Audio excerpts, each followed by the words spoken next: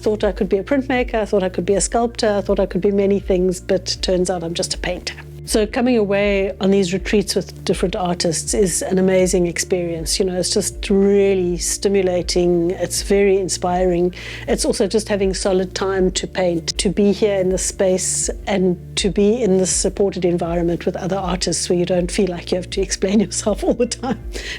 I just always find that being on these retreats is an incredible breakthrough. It always is. It's like your artistic life on fast forward for a couple of weeks, which is amazing. You always land up on the other side, completely different person. Every time it's different. As soon as you get a different mix of people working in different genres, I think that the quality of the art that's going to come out of this retreat is going to be something exceptional. And it's been really lovely to watch somebody like Julia working in a totally different genre, using her body and using performance and making site-specific works. I think that that's really important. Also working in a studio with Immanuel is just amazing because he is such a gentle and beautiful presence to be with. So reimagining kind of implies that it was imagined in the first place. That's an amazing thought, that you're actually taking over somebody's imagination and you're reimagining what they imagined. And everybody's imagination is obviously totally new and wonderful and exceptional. Every single time you start with a blank canvas, it's like you're in the beginning of your life again. And it's quite difficult to draw on the past knowledge.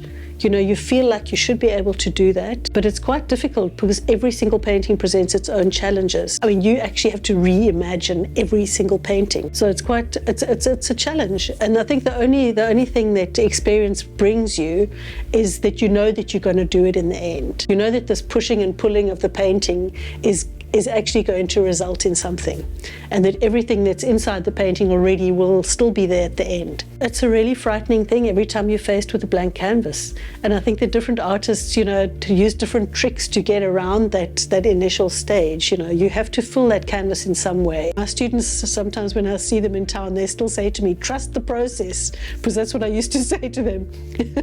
And it's the hardest advice to follow yourself, to trust the process. But you have to know that this is the process, and in the end you will have something.